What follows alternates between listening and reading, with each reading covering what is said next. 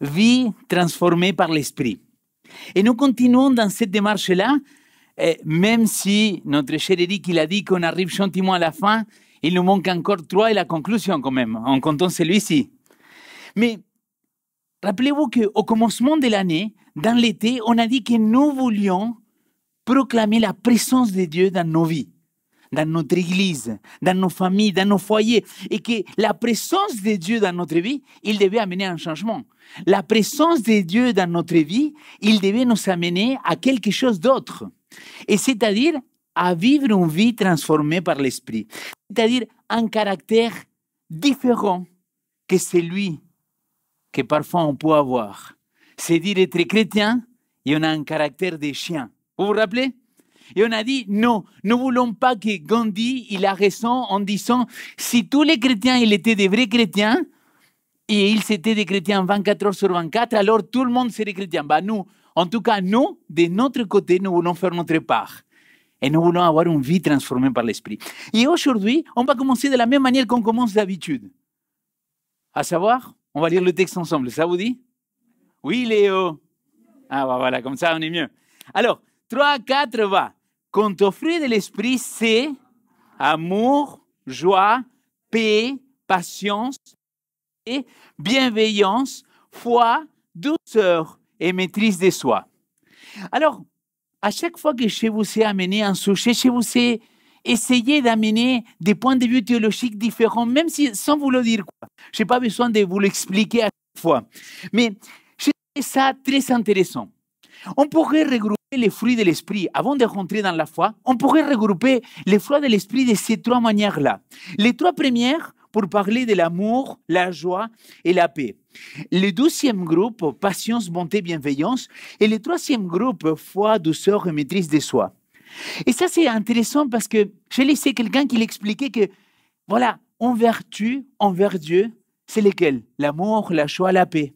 Envers l'autre, c'est quoi qu'on doit avoir?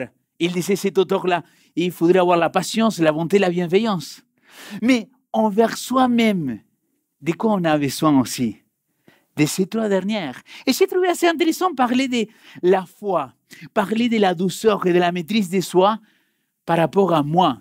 Comment ces vertus-là, ils peuvent inspirer ma vie et ils peuvent me donner un caractère différent. Et mes amis, aujourd'hui, j'aimerais à nouveau relire ce texte-là de Jean chapitre 15. Et je vais le reprendre au verset 4 parce que c'est un petit peu le texte clé qui nous a amené à comprendre qu'il fallait porter des fruits. Notre Seigneur Jésus-Christ, il a dit en Jean chapitre 15, verset 4, « Demeurez en moi, comme moi en vous.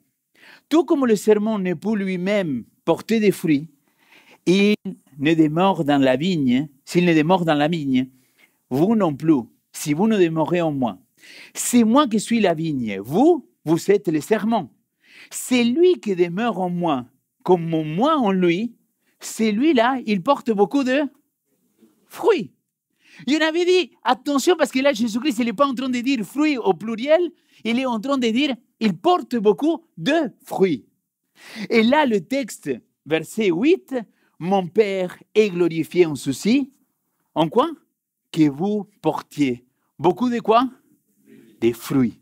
De fruits, pas des fruits. Là, beaucoup d'évangélistes et de prédicateurs, ils vont dire, ouais, mais ça, c'est parce que nous, on doit amener plein de gens à Christ. Oui, amen, alléluia. On doit amener plein de gens à Christ parce que Christ, c'est le meilleur choix que n'importe qui peut faire. Cependant, là, il ne parle pas de ça. Là, il parle, c'est lui qui porte beaucoup de fruits. Et quel est ce fruit-là? Le fruit de l'esprit. Alors, aujourd'hui, nous attaquons la foi. Mais qu'est-ce que c'est la foi? Comment définir la foi? Un mot, 3 lettres, mais tellement compliqué à exprimer, quoi. Parce que quand je suis plongé, tu dis, voilà, c'est un mot, donc le fruit de l'esprit, c'est la foi, basta, quoi, c'est fini. Mais quand toi, tu vas lire des théologiens, des historiens, des commentateurs bibliques, mais il y a des centaines et centaines de pages. Et tu te dis, attends, je ne vais pas expliquer tout ça, quoi. Comment faire simple pour expliquer qu'est-ce que c'est la foi? Je vais inviter ma fille Naomi, parce qu'ensemble, on aimerait vous raconter une histoire. Donc, Naomi, viens. Alors, on va la raconter à deux. Viens ici, n'ayez pas peur, on va être ensemble. Alors, Naomi, tu as quelque chose à nous partager avec nous par rapport à la foi. Raconte-nous qu'est-ce qui s'est passé dans ta vie. Je m'appelle Naomi et j'ai 7 ans. D'accord? Cet été, nous étions partis en Allemagne pour faire un camp temporaire. Et donc, on était au Camporé pour faire Jésus le musical, n'est-ce pas? Alors, et qu'est-ce qui s'est passé après qu'on a fini le Camporé, qu'on a fait le musical, qu'on était tous ensemble? Qu'est-ce qu'on a fait en famille? On est partis visiter des villes en Allemagne. OK. Et qu'est-ce qui s'est passé dans une de ces visites dans un village? On a garé la voiture dans un parking et On est parti se promener. voilà. OK. On est mangé dans un restaurant et j'avais besoin d'aller aux toilettes. Et après, La nourriture, elle était très bonne. Parce qu'on dit qu'en Allemagne, on ne mange pas bien, mais je mangeais très bien, en tout cas. Et donc, qu'est-ce qui s'est passé quand on est parti du restaurant? j'avais besoin d'aller aux toilettes. Tu avais besoin d'aller aux toilettes. On part, continuer la visite des villes. Et qu'est-ce que tu te rends compte à ce moment-là? Quand on allait partir, j'ai oublié mes lunettes. Papa et maman me disent, va voir dans le restaurant si ils sont encore. Je suis partie là-bas et ils n'étaient pas là. Donc, tu avais tes lunettes et là, dans le restaurant, tu penses que tu l'avais oublié là-bas. Donc, tu es parti les voir. Et qu'est-ce qui s'est passé après? Qu'est-ce qu'ils t'ont dit, maman et papa? Va voir dans le restaurant s'ils sont là. Est-ce qu'ils étaient là? Non, Et comment tu te sentais? triste. Pourquoi tu étais triste? Parce que j'avais perdu mes lunettes de soleil. Ah. Et qu'est-ce qu'ils t'ont dit, maman et papa? Tu apprendras à prendre soin de tes affaires. Bah, bravo les parents. Mais éducation positive, donc chacun est responsable de ses trucs. Ok, non. Et donc, raconte-nous, à ce moment-là, tu étais triste et qu'est-ce que tu as fait? J'ai prié Dieu. D'accord, mais toi tu nous as dit que tu as prié Dieu ou c'était que toi? C'était comme moi. Ah, donc c'était dans ta tête alors. Ok, et après, on est rentré au parking. Et qu'est-ce qui s'est passé au parking? Au parking, j'ai dit, papa, maman, mes lunettes, elles sont là, Là-haut. dans la voiture. Et alors, et qu'est-ce que tu nous as dit à ce moment-là? J'ai prié Dieu et j'avais l'impression qu'ils ont volé Qu'ils sont volés d'où? du Du restaurant jusqu'à la voiture. la voiture. Ah, mais... Et qu'est-ce que tu m'as dit à ce moment-là? Papa, j'avais prié Dieu pour qu'il fasse voler mes lunettes parce que j'étais sûr, n'est-ce pas? De quoi tu étais sûr? Qu'il allait te répondre? Qu'il allait me répondre. Voilà. Et les lunettes, elles sont où maintenant? Voilà. Merci Naomi. C'était qui avait dit il faut être comme des enfants pour aller dans le royaume des cieux? C'était qui a dit ça? Je ne me rappelle pas. C'était qui? Un gars qui s'appelle Jésus. C'est celui-là, je pense. C'est Jésus-là, il a dit, les amis, écoutez, vous voyez ces enfants-là, il faut croire comme eux. Et alors, c'est pas parce que c'est ma fille, mais j'étais en larmes, les amis. J'étais en larmes parce que, tu vois, que ma gamine de 7 ans, il me regarde, il me dit, papa, mais avec conviction, avec certitude, il me dit, j'étais sûr que j'allais retrouver mes lunettes parce que Dieu, je l'avais demandé à Dieu de les faire voler jusqu'ici. Alors, tu vois, cette gamine-là, elle ne s'est pas posé la question, est-ce que je les avais oubliés dans la voiture? Est-ce qu'il y a quelqu'un qui les a amenés? Est-ce que d'une manière, ils se sont voilà, télétransportés d'un endroit à l'autre? Il ne s'est pas posé cette question-là. Il a dit, j'ai demandé à Dieu et il a fait. Et d'ailleurs, là, tout à l'heure, on était dans la salle, dans la sono, et elle était en pleurs parce qu'elle avait les stress. Alors, je vous promets que je ne suis pas ces parents-là qui lui disent, vas-y, fais. Je lui ai dit, écoute, est-ce que tu veux faire? Il m'a dit, oui, papa. Et là, maintenant, il avait le trac. Et quand il a entendu les témoignages, vous avez entendu que tous les témoignages de À toi la parole, c'était par rapport à des pertes de choses. Et quand on les a retrouvés, comment le Seigneur, il est bon, même avec les enfants, quoi. Il prend soin de ces petits oiseaux, quoi. Alors, la foi, mes amis, la foi. Parce que, justement, 2 Corinthiens, chapitre 5, verset 7, Paul, il nous dit, car nous marchons par la foi, et non par quoi? Par la vue. On est tellement logique, on est tellement cérébral qu'on veut tout comprendre. On veut dire, OK, j'ai fait le pas si je vois. Si je ne vois pas, je ne peux pas. On est tellement Thomas, les amis. On est tellement là en train de dire, ouais, mais je ne crois pas qu'il a ressuscité. Mec, on est plusieurs à te dire qu'il est ressuscité. Pourquoi tu ne crois pas? Et qu'est-ce qu'il va dire? Il va dire, si je ne vois pas, je ne crois pas. Et là, il dit, bien touché là maintenant. On a besoin parfois de voir, mais le Seigneur il nous invite à la foi, à une foi différente. Et je pense que la meilleure définition qu'on pourrait trouver de la foi, c'est quoi? Hébreux chapitre 11, verset 1. Or, la foi, c'est la réalité de ce qu'on espère. L'attestation des choses qu'on ne voit pas. La nouvelle pensée courante, il le traduit autrement, ce verset-là. Écoutez ça. Mettez votre foi en Dieu. Mettre votre foi en Dieu, c'est être sûr de ce que l'on espère. C'est être convaincu de la réalité de ce qu'on ne voit pas. C'est ça la foi. Mais alors, est-ce que quand Paul il est en train de parler aux Galates de la foi, est-ce que c'est exactement ça? Alors, c'est là le challenge aujourd'hui. Vous arrivez à voir le texte biblique? Non, je vous ai compliqué la tâche, n'est-ce pas? Tout ça sont des versets bibliques dans lesquels c'est notre Jésus-Christ qu'il parle de la foi. D'un petit mot, 3 lettres, il va parler de la foi. Ces fois-là que le Seigneur il va dire, par exemple, je n'ai trouvé en tout Israël une foi telle grande comme la tienne. Jésus-Christ il va dire, en voyant leur foi des amis des paralytiques, tes péchés te sont pardonnés et il va le guérir. Jésus il va dire à cette jeune fille, ta foi t'a guéri. Femme, ta foi t'a sauvé. L'ami, qu'il te soit fait selon ta foi. Vous voyez, tous les versets bibliques, on aurait pu étudier. Et je me suis dit, mince quoi. À chaque fois qu'on a étudié un mot, je vous ai essayé de présenter les différents textes. Mais là, il y a 90 et quelques. Comment, dans une seule prédication de 20 et quelques minutes, tout expliquer? Impossible. Mais par contre, je me suis dit, tiens, est-ce qu'en Galate, on est en train de parler de ça? Le mot en Galate, c'est le mot pistis.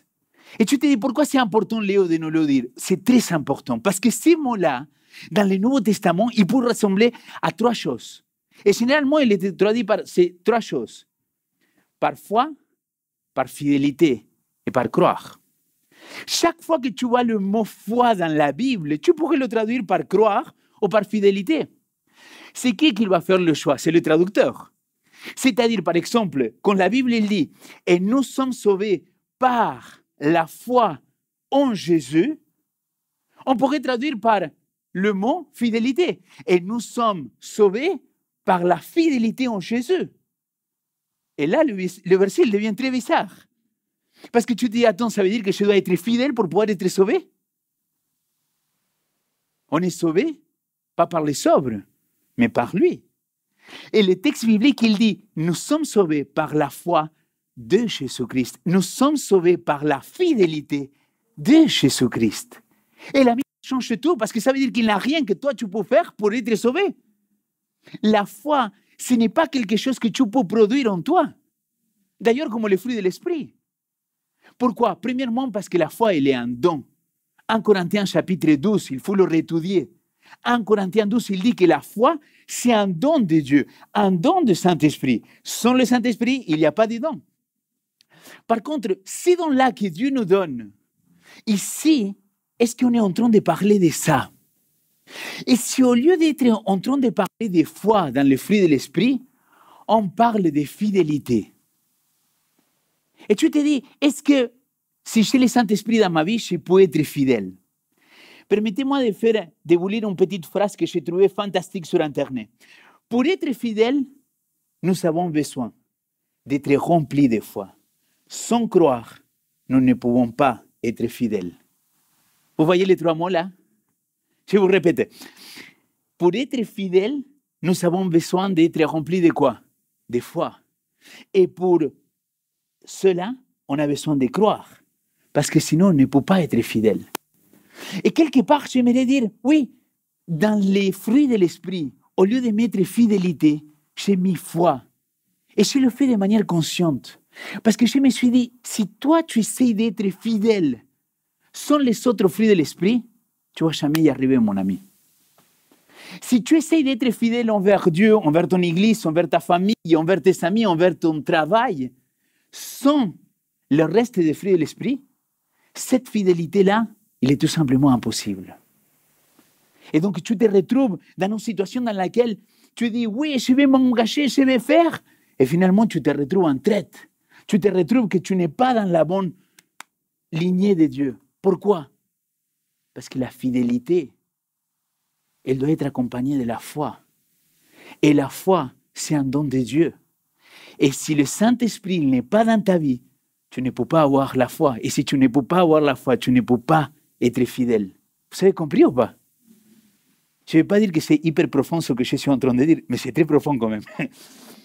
L'ami, voilà qu'on arrive. Jésus, Dieu et foi. Jésus est la foi. En Corinthiens chapitre 1, verset 9, Dieu est pistos. Dieu, il est fidélité. Dieu, il est foi. Lui, il est, et d'ailleurs c'est le deuxième texte, Hébreux chapitre 12, versets 1 et 2. Si vous avez vos Bibles, je vous invite à aller le lire. Hébreux chapitre 12, versets 1 et 2. Le texte, il dit comme ça, verset 1. Nous donc aussi, s'il dit le texte biblique, nous donc aussi, c'est tout simplement parce qu'au chapitre 11, il vient de faire la déclaration de qu'est-ce que c'est la foi et de tous les hommes de foi dans la Bible. Et là, il dit, donc, aussi, puisque nous sommes entourés d'un si grand nuée de témoins, rejetons tout fardeau et le péché qui nous enlace si facilement et courons avec persévérance l'épreuve qui nous est proposée. Et là, pour moi, des versets les plus jolis de toute la Bible. Qu'est-ce qu'il dit le verset 2? Les cieux fixés en Jésus-Christ. Là, il y a le secret d'une vie spirituelle grandie. Parce que quand je regarde mon frère ici, ou je regarde ma soeur là, et je vois tous les défauts qu'ils sont, quand je regarde l'église, comment elle fonctionne, quand je regarde ce qu'il nous racontait tout à l'heure, Jean-Pi, dans son témoignage, quand je vois comment l'église, elle fonctionne, tu te dis, mais mercredi, quoi, cette église, elle est nulle. Tout le monde, ils sont des pécheurs, tout le monde se critique, tout le monde se parle dans le deux. Comment c'est possible, quoi? On dit qu'on vient à l'église pour être rempli de Saint-Esprit et tout le monde parle l'un derrière les deux de l'autre. C'est quoi ça? Mais parce qu'en réalité, peut-être, on n'a pas compris le sens. Je suis là pas pour regarder vous, pour vous regarder comment vous faites, ou qu'est-ce que vous faites, ou qu'est-ce que vous ne faites pas. Je suis là pour regarder mon Seigneur Jésus-Christ. Et ensemble, on devrait être en train de regarder les cieux fixés en Christ. Ça m'énerve quand j'arrive dans une église et ils me disent, pasteur, est-ce que tu as vu la nana là-bas, comme il est venu avec cette mini-choupe, il va passer chanter comme ça?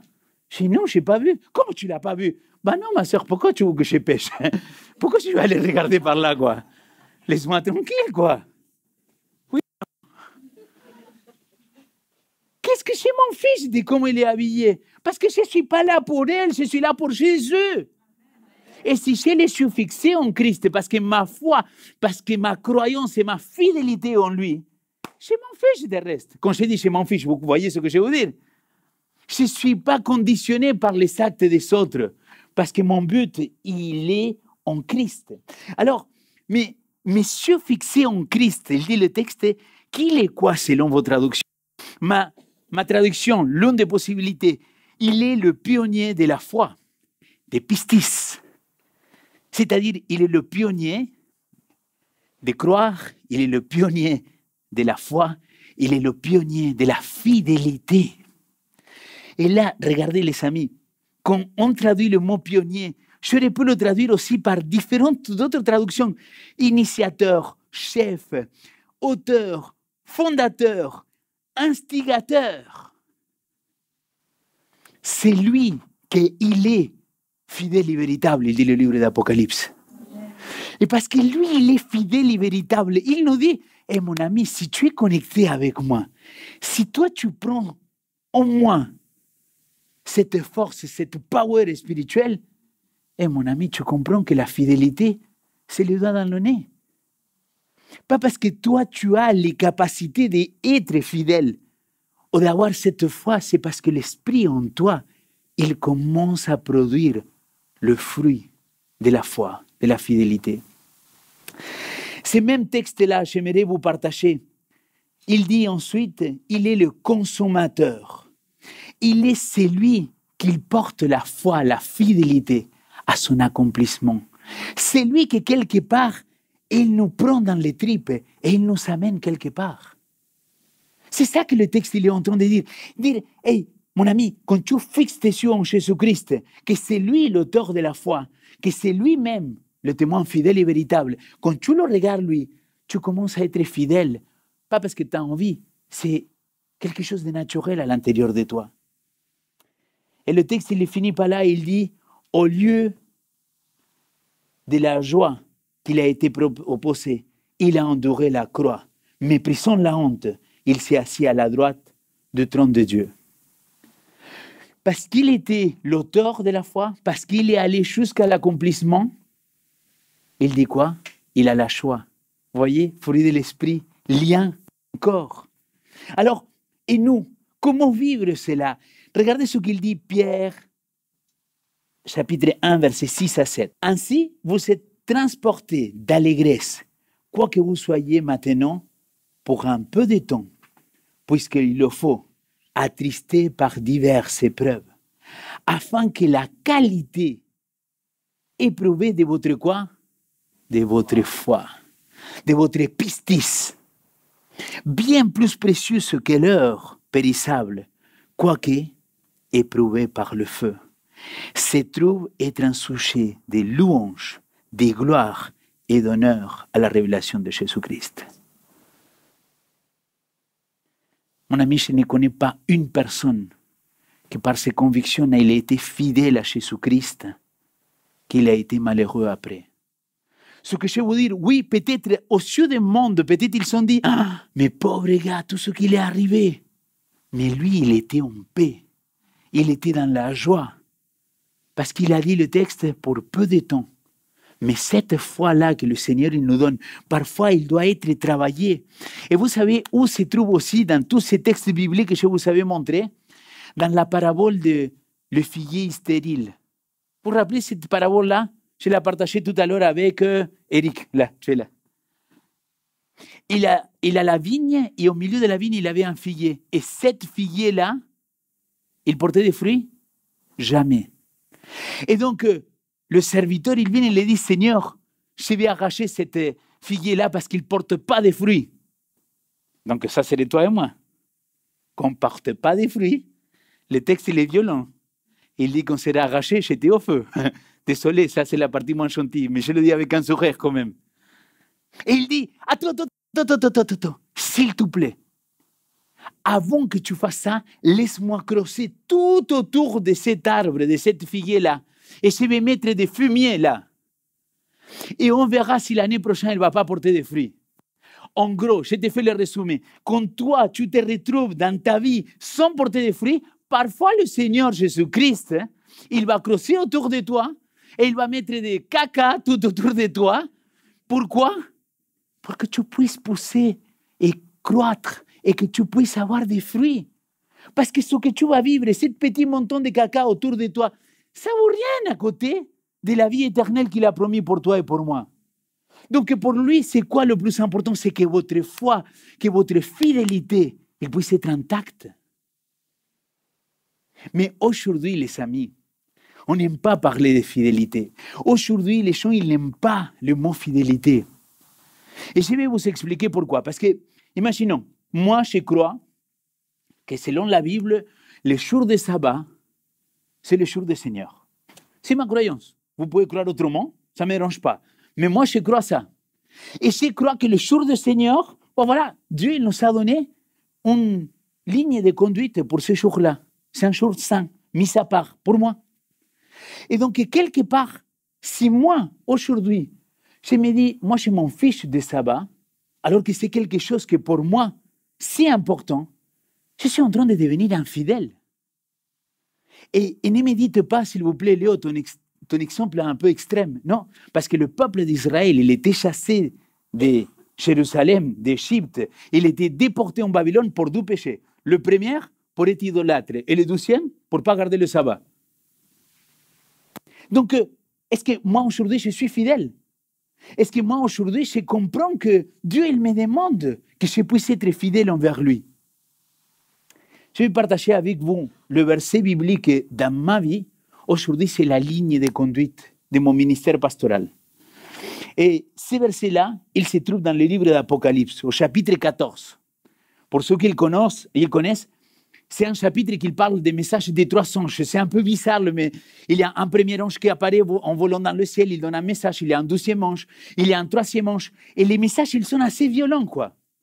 Mais ce qui m'intéresse, ce n'est pas ces 3 messages-là, c'est comment il finit le texte biblique. Regardez ce qu'il dit, le texte. Il dit, c'est ici la persévérance des saints, de ceux qui sont mis à part. C'est ça que ça veut dire, saint. Qui gardent le commandement de Dieu. Et quoi? Et la foi de Jésus. 2 choses. Je me dis, hey, brother, toi, tu veux trouver l'église de Dieu, cherche une église qui respecte ces 2 choses-là. Je m'en fiche si tu vois l'église adventiste, protestante, luthérienne, catholique, mais cherche ces 2 choses-là. Ça veut dire, cherche d'un côté qu'ils gardent le commandement de Dieu et de l'autre côté qu'ils sont la foi en Jésus-Christ. Parce que le peuple de la fin, il a ces 2 caractéristiques, il n'est pas plus. Tu dois garder les 10 commandements. Exode chapitre 20, verset 3 à 11. Tu dois obéir à ce que Dieu te demande. La question, c'est pourquoi tu obéis? Pourquoi tu vas être fidèle à ces commandements-là? Est-ce que je vais être fidèle tout simplement parce que Dieu me le dit? Parce que j'ai peur de me perdre? Si c'est ton cas, c'est mal parti. Quel était le premier des fruits de l'esprit? L'amour.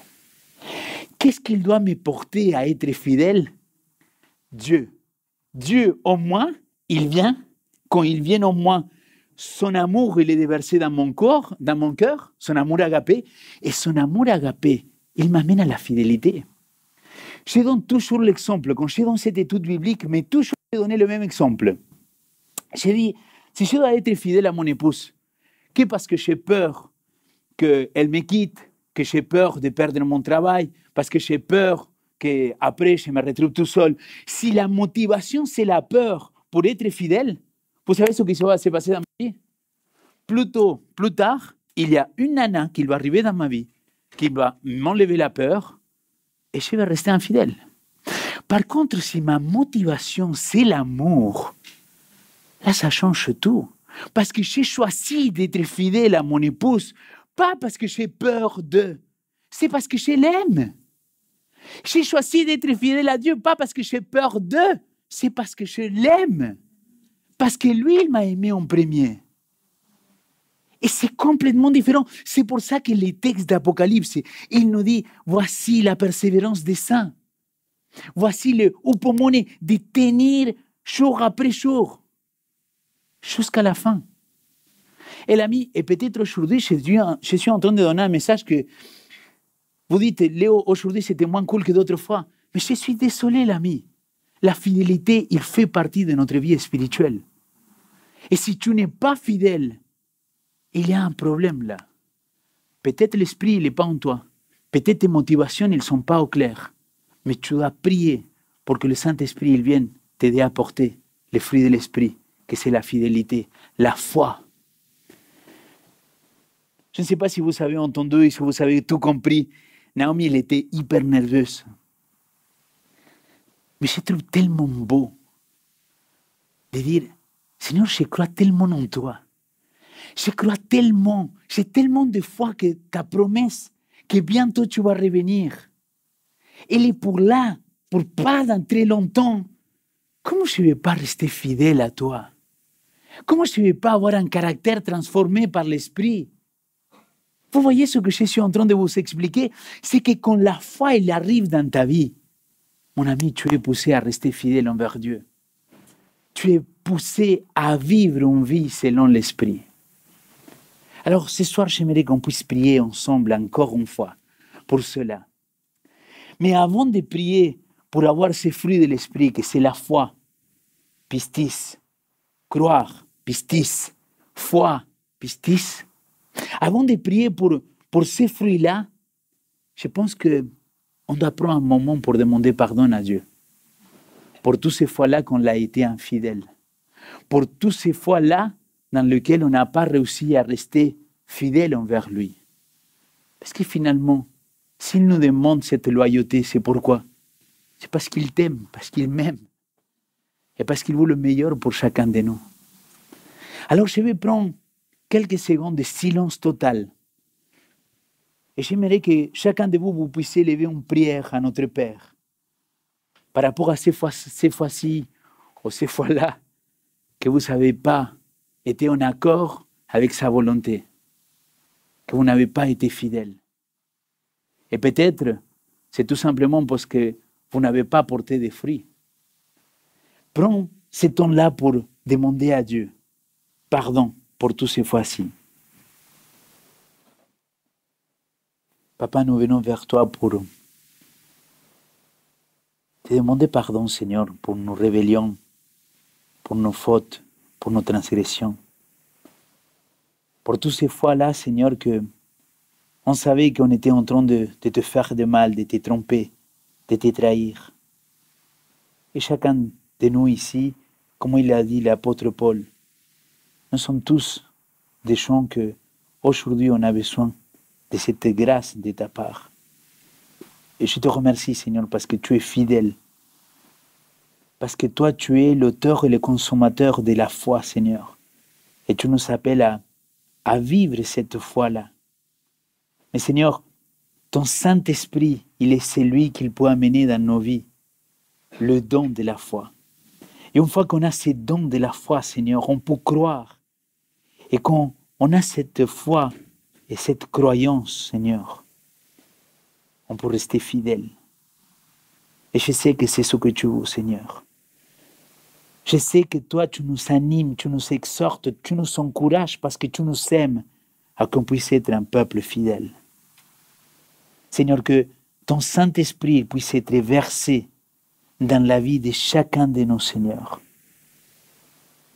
Pour qu'on puisse avoir cet amour dans nos cœurs, qu'il nous amène à porter les fruits.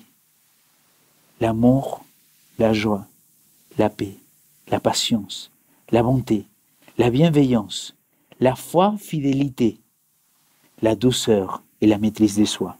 C'est ma prière au nom de ton Fils Jésus-Christ. Amen.